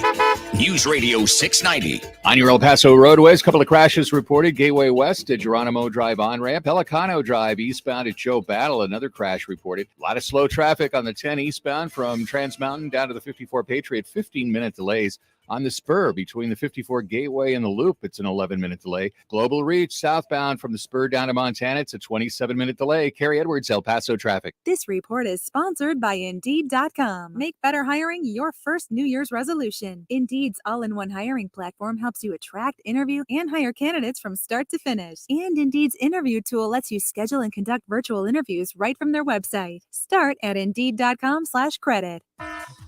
Be advised, this is a once-in-a-lifetime chance to save thousands on a hot tub or swim spa. This weekend only, Friday through Sunday, El Paso County Coliseum. Be advised, this is a once-in-a-lifetime chance to save thousands on a hot tub or swim spa. This weekend only, Friday through Sunday, El Paso County Coliseum. 18-month interest-free financing. Our factories have demanded we sell 1,000 hot tubs and swim spas this weekend. El Paso County Coliseum. Huge factory incentives, factory rebates, this weekend only. El Paso County Coliseum. We can remove your old hot tub. Hundreds of hot tubs in stock, ready for immediate delivery. El Paso County Coliseum. Factory direct prices. Just relax and enjoy. El Paso County Coliseum. Friday, noon to 8 p.m. Saturday, 10 a.m. to 8 p.m. Sunday, 10 a.m. to 6 p.m. Enjoy free admission and free parking. El Paso County Coliseum. Call 855-SPA-SALE or visit spablowout.com. It's the time of year when we think of giving. The El Paso Community Foundation's 34th annual Spirit of Giving gives you an opportunity to give a gift to someone who would otherwise go without this holiday. Go to spiritofgiving.epcf.org. Click a tag, pay for the gift, and the El Paso Community Foundation will deliver it. Or purchase it yourself and deliver it during the drop-off event. Spirit of Giving is brought to you by the El Paso Community Foundation and iHeartRadio El Paso. Get more info at spiritofgiving.epcf.org. El Paso's News Radio 690 KTSM. Live from the KTSM AM 690 studios, it's Talk El Paso with Andrew J. Polk. To be a part of the show, follow on Facebook at facebook.com/Talk El Paso. Now here's your host, Andrew J. Polk. Thank you all so very much for having joined us here for Talk El Paso, airing live on News Radio 690 KTSM. I've been your host, Andrew J. Polk. Well, thank everyone to tune in, call, and comment, participate in any way. Seriously, that discussion makes this, well, more worthwhile than I think it would be otherwise. Let's put it that way. Go on, tell you what we got coming up for you on the show. Again, elections. We're in them. Again, districts 1, 6, and 8, City of El Paso. Make sure you're headed out to the polls, opening as of today, going through, about not quite the middle of December here. So you got some time, but make your plan, make sure you do it. And coming up for you on the show, more talk about the legislative session. Going to be starting talking with some of our state legislative delegation about their priorities, but that's all the time we got for today. So again, thank everyone that did tune in, call, and comment, participate in any way. We'll do it again tomorrow, 4 to 6 p.m., as we do every Monday through Friday. So in the meantime, stay safe out there. Look twice for motorcycles when out on the road, and have a great evening, y'all. We'll see you tomorrow. Traffic all day. News Radio 690. On your El Paso roadways, a couple of crashes reported. Gateway West at Geronimo Drive on-ramp. Pelicano Drive eastbound at Joe Battle, another crash reported. A lot of slow traffic on the 10 eastbound from Trans Mountain down to the 54 Patriot. 15-minute delays. On the spur between the 54 Gateway and the Loop, it's an 11-minute delay. Global Reach southbound from the spur down to Montana, it's a 27-minute delay. Carrie Edwards, El Paso traffic. Portions of the following program were pre-recorded. Text and work. Text and pretend to work. Text and act surprised when someone calls you out for not working. Who, me? Text and whatever, just don't text and drive. Visit StopTextsStopWrecks.org. A message from NHTSA and the Ad Council. Stay informed at KTSMradio.com. There won't be much substance on your news feed until you add us. Just like us or click on the link at KTSMradio.com. KTSM AM El Paso is News Radio 690, an iHeart radio station. News on the hour and a half. Traffic and weather all day. News Radio 690 is KTSM AM El Paso, an iHeart radio station. NBC News Radio, I'm Brian Shook. Parts of the southeast are feeling the effects of severe storms and tornadoes that hit the region Tuesday and early Wednesday. At least 2 people